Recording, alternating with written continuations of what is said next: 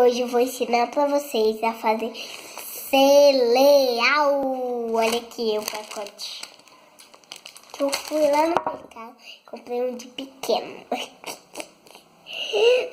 Que eu totalmente não vai durar para toda semana.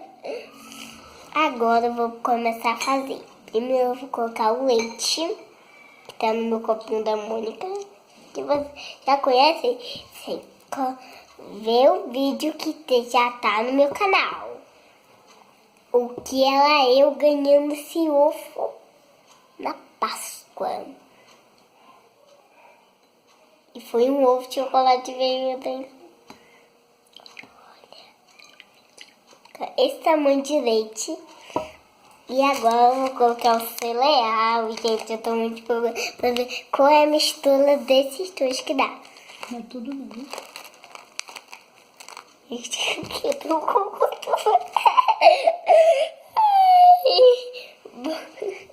Vou pagar isso, vou pagar.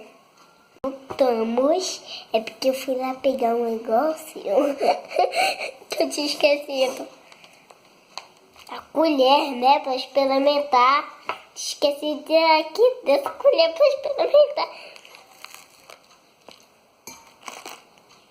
Tô com muito medo. Tô com medo. Com medo, gente. Não sai não. Agora vai, agora vai.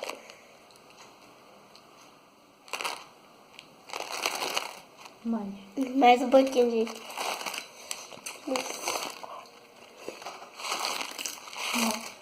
Agora eu vou misturar. Mexer assim. Pra ficar mais gostoso, né? Gente, o sujeito que eu vou fazer. Tô com medo, gente. Vai tirar quente. Pronto, gente. Tô ficando. Vou provar. Fica bom. Sim.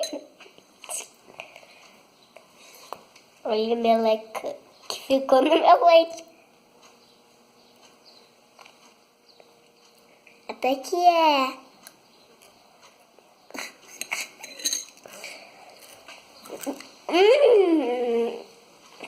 Aprovado.